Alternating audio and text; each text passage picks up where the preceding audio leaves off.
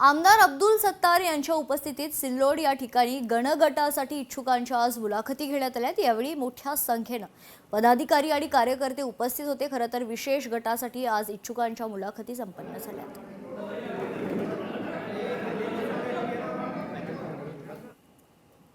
इतक्या मोठ्या संख्येने ज्यावेळेस लोक येतात त्यावेळेस प्रतिसाद भक्कम आहे आणि या निवडणुकीमध्ये मला असं वाटतं की नगरपालिकेपेक्षाही चांगला रिझल्ट हा ग्रामीण भागामध्ये निघेल अशी माझी अपेक्षा आहे। शेवटी कार्यकर्त्यांचा उत्सुकता पाहून प्रत्येक सर्कल मधून कुठे 2 आहे, कुठे 4 आहे, कुठे 5 आहे, कुठे 3 आहे, कुठे पंचायत समिती लेवलवर 10 आलेले अर्ज आहे। ह्या सर्व गृहीत धरलं तर आम्ही आज जे फक्त उमेदवारांनाच बोलवलेलं आहे।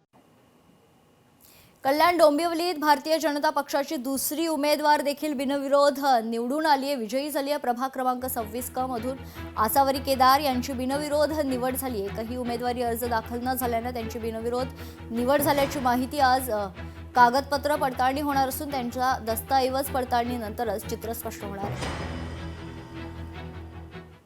आनंद खूपच जास्त होत आहे। पहिल्यांदा आली आहे आणि खूपच आनंद वाटतं आहे आणि ताई पण निवडून आलेल्या आहेत, त्यामुळे खूप आनंदाचा माहोल आहे इथे। थोडं दडपण होतं पण आता रिलॅक्स झाले। आता नेमकं काय विकास कामं तुम्ही करायची तुमची इच्छा आहे? आता जे वरिष्ठ आमचे आहेत त्यांच्या आज्ञेनुसार सगळं आम्ही करू। आता प्रशांत जगताप काँग्रेसकडून निवडणुकीच्या रिंगणात आहेत। पुण्यातील वानवडी साळुंखे विहारमधून त्यांना उमेदवारी देण्यात आली। जनता माझ्या पाठीशी कायम उभी आहे असा विश्वास देखील प्रशांत जगताप यांनी व्यक्त केलाय।